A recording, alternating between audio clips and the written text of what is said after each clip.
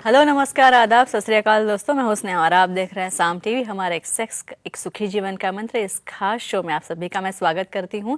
दोस्तों, जब भी हमें कोई मेडिकल इमरजेंसी आती है ना, या फिर स्वास्थ्य से जुड़ी कोई परेशानी हमें सताती है, तो हम क्या करते हैं, सबसे पहले हम जाके अपने फैमिली को ये सारी चीज़ें बताते हैं। लेकिन बहुत से लोगों को सेक्स लाइफ से जुड़ी काफ़ी सारी दिक्कतें होती है, इनका सामना उनको करना पड़ता है। लेकिन अफसोस कोई भी इसके बारे में खुल के सामने आके नहीं बोलता, क्योंकि ज़्यादातर लोग जो है वो घबरा जाते कि कोई हमारा मजाक ना उड़ा दे या फिर हम किसी मजाक का साधन ना बने। लेकिन दोस्तों, अब शर्माने की ज़रूरत नहीं है, क्योंकि डॉक्टर विजय दहीफले आपके साथ है। ये आपके सारे सेक्स से संबंधित सवालों का जवाब बहुत ही वैज्ञानिक तरीके से देंगे। तो आइए उनके बारे में जानते हैं एक वीडियो के माध्यम से।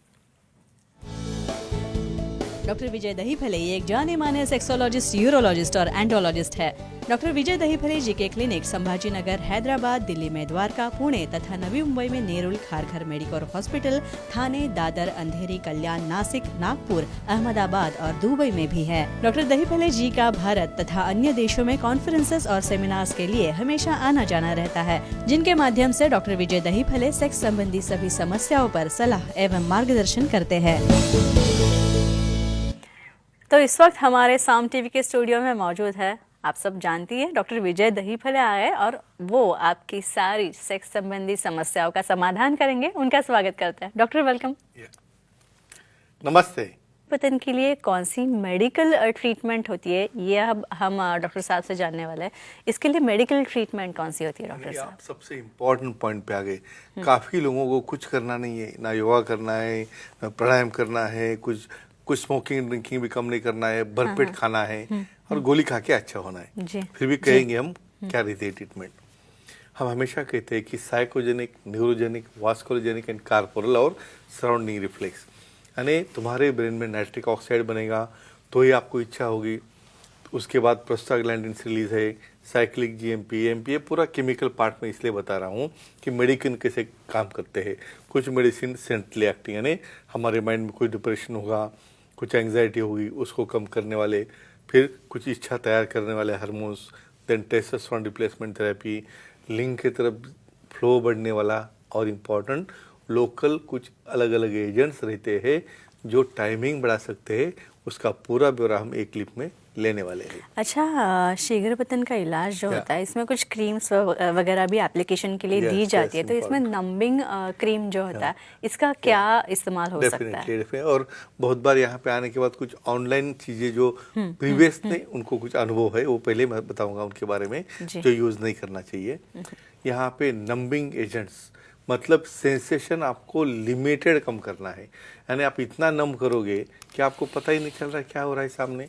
तो ऐसे केसेस में एक ही कहेंगे हम, स्पेशली कुछ ऐसे एजेंट्स रहते हैं जिसका इस्तेमाल कैसा करें इम्पॉर्टेंट है, जिसमें जब भी आप ये नंबिंग एजेंट अप्लाई करोगे 10 मिनट के बाद आपको उसको वॉश आउट करना है, पेपर से साफ करो या हाथ से क्लीन करो। क्यों? क्योंकि यही नंबिंग एजेंट आप पार्टनर को ऐड करते वक्त उसको लगेगा तो उसको कुछ पता ही नहीं चलेगा, ना ऑर्गेजम होगा, या उसको भी कुछ इरिटेशन या रिएक्शन हो सकती है। तो जो सेक्सोलॉजिस्ट एडवाइस करेंगे वही एजेंट यूज़ करने के बाद आपको काफ़ी अच्छा रिजल्ट आता है। अच्छा, इसके बाद आशीष जी जुड़े हैं मुलुंड से, उनका कॉल लेते हैं। आशीष जी, पूछिए सवाल आपका। हेलो सर जी नमस्ते जी, बोलिए। छोटे लिंग का और शीघ्र पतन का कोई संबंध होता है क्या? मालूमात दीजिए। Excellent question. यानी स्कूल में हो, एडल्ट एज में, और क्यों नहीं पूछना है? कहाँ पे पढ़ने को नहीं है, कोई सिखाता नहीं है। यहाँ पे कोई क्लिप्स मिलते हैं, उसके अंदर कुछ तो भी इतना एग्जैगरेटेड दिखाते हैं तो इनका माइंड खराब हो जाता है। तो कहेंगे हम क्या संबंध है? यहाँ पे फ्रेंड्स एक कहता हूँ, नॉर्मल पेनाइल स्ट्रेच लेंथ जो है 5.5 इंच तक रहती है, और जो भी लिंग 3.5 इंच से छोटा है स्ट्रेच कंडीशन में उसे हम माइक्रोपेनिस कहते हैं। और जो अडल्ट यानी 15 साल तक के उनका 1 इंच से भी छोटा है तो उसे माइक्रोपेनिस कहते हैं। इमेजिन करो, पाइप जितना लंबा उतनी ज़्यादा देर फ्लो चलेगा। और सेकेंड थिंग, उसके अंदर जो आपको प्लेजर पॉइंट मिलना है, प्लेजर मिलना है सामने वाले को। यहाँ पे तृप्ति चल रही सामने वाले की, भाई सिर्फ अपने लिए देखना नहीं, मुझे अच्छा लग रहा है, मुझे अच्छा लग रहा है। यहाँ पे पार्टनर में भी अप्रिशिएट करना चाहिए। तो छोटे लिंग में डेफिनेटली अफेक्ट करता है, लेकिन इसे इसलिए घबराना नहीं है कि उसे हम ट्रीटमेंट लेके उसका भी टाइम बढ़ा सकते हैं।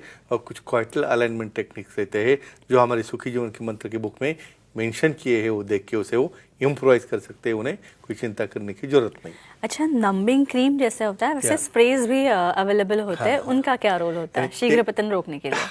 काफी फैड भी रहता है लोगों में कि मैं ये यूज करूँ वो यूज करूँ, ऑनलाइन स्प्रे लाइट साथ में लेके आते हैं दिखाने के लिए, लेकिन वो यूज नहीं करना है, इसलिए हम कहते हैं जैसे नंबिंग क्रीम का समझो एक जगह लोकेशन है, कहाँ पे लगाना है, ये पूरे लिंग को कतई लगाते नहीं है। और जब आप स्प्रे मारते हो ना, एक तो अंधेरे में मारते हो, छुपा के लेके जाते हो, कहाँ तो बाथरूम में जाके स्प्रे करते हो, क्योंकि आपको पार्टनर को दिखाना नहीं है ना, गोली भी वैसे ही खाना है, स्प्रे भी वैसे ही मारना है, ये कॉमन प्रैक्टिस है। तो इसे हम धीरे धीरे बाहर ओपन अप कर रहे हैं, इसलिए उन्हें ऑनेस्ट रहना चाहिए अपने पार्टनर के साथ।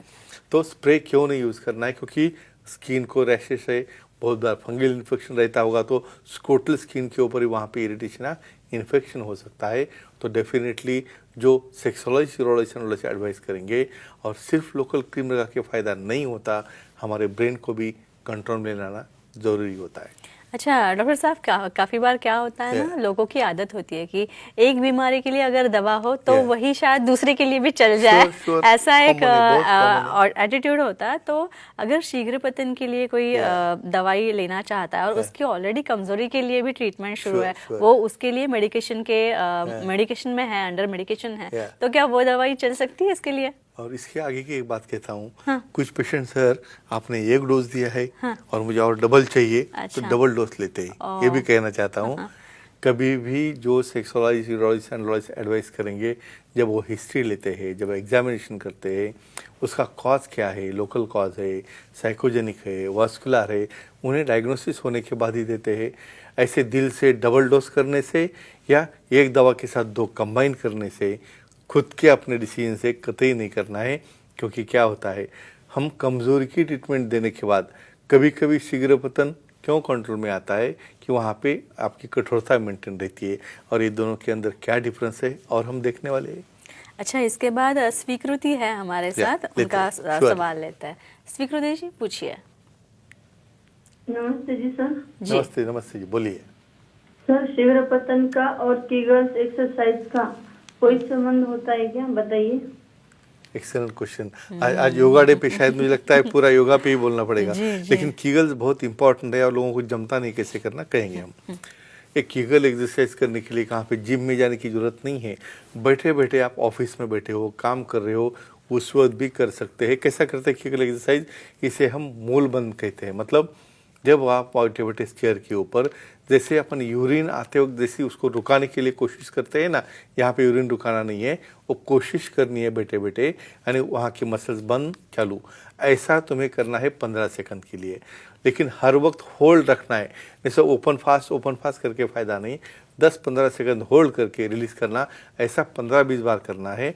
और दिन में कम से कम 10-20 बार रिपीट करोगे तो धीरे धीरे डेफिनेटली मसल, पेल्विक मसल में वहाँ पे पिबोकॉक्सियल लिगामेंट रहता है, उसके अंदर मेल में जो है रसरा आती है, फीमेल में योनि का भाग वो भी आता है, तो डेफिनेटली फीमेल में वजाइनल टाइटनिंग और मेल में शीघ्र पतन कंट्रोल करने में कीगल एक्सरसाइज श्योरली काम में आती है। अच्छा, क्या इसमें कॉन्डम्स का यूज करना भी कारीगर हो सकता है? टाइमिंग बढ़ाने के लिए, करेक्ट कहेंगे उसके बारे में। ये कुछ अलग अलग प्रकार के कंडोम्स रहते हैं जिसके अंदर कुछ नंबिंग एजेंट्स, यानी बहुत बार हम देखते हैं कंडोम ओपन करने के बाद अंदर से कुछ लिक्विड निकलता है, काफ़ी लोगों को उसका पता नहीं रहता है क्या होता है क्या नहीं।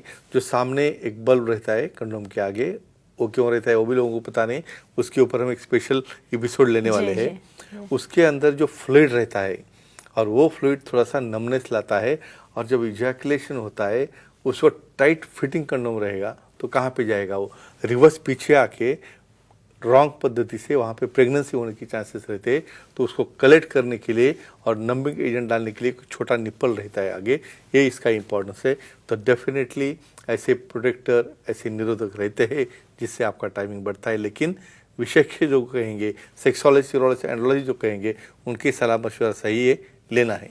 अच्छा, कमजोरी में और शीघ्र पतन में काफी बार ना गलतफहमियां हो जाती है कि दोनों एक ही है, ऐसे लगता है लोगों को, लेकिन ये दो संकल्पना जो है अलग है टोटली। हम कहेंगे इसके बारे में।